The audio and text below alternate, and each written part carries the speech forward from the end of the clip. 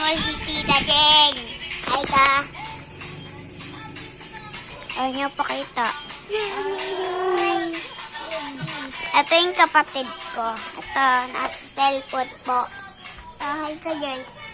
Guys, hi ka. Hello po, good morning. Baliw yung kapatid ko, guys.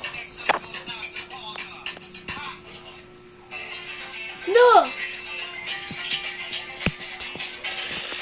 Ay, papakita ko lang sa kanya. Yung bagong running juice, pangit pala. Hindi nga nabayad. Ito.